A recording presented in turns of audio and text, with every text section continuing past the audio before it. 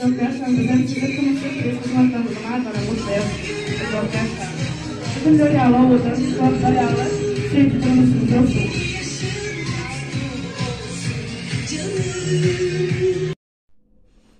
Evet, uzakta olansam şular yağlık. Bir video koyuverdim. Canım benim. Selam var. Nasılsın? Nasılsın canım? Doğan günün kutlu olsun can. Güler yüz. Uzak ömür. Canın sağ olsun. Yaşın kutlu olsun can. İyi ki varsın sen hayatımda. Ben seni çok seviyorum canım benim. Bu sürprizimi kabul et. Seni çok seviyorum.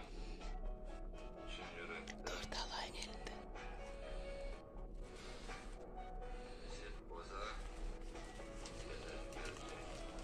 Az kaldı. Gelecek mi? Canım benim. Seni çok seviyorum. Çok çok çok seviyorum. Dünyada bir tanesin sen. Yaşın kutlu olsun canım.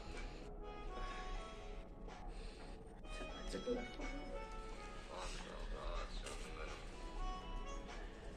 Yol açılsa bir minuttan duracakken varacak canım benim.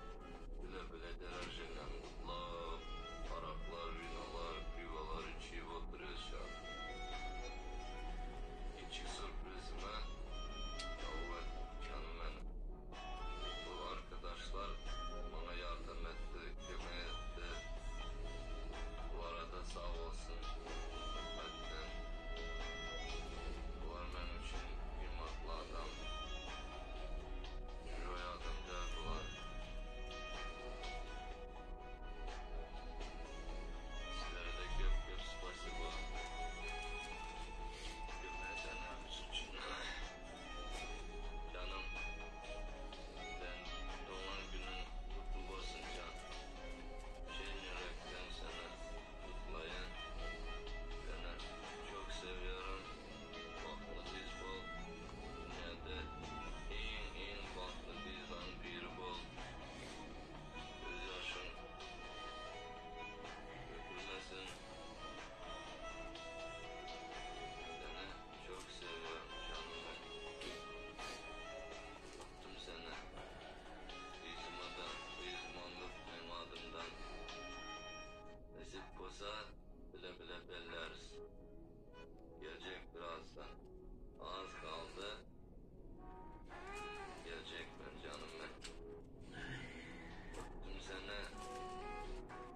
İçin kıstırma. Sen bir tatlar aydayn. Спасибо, мама.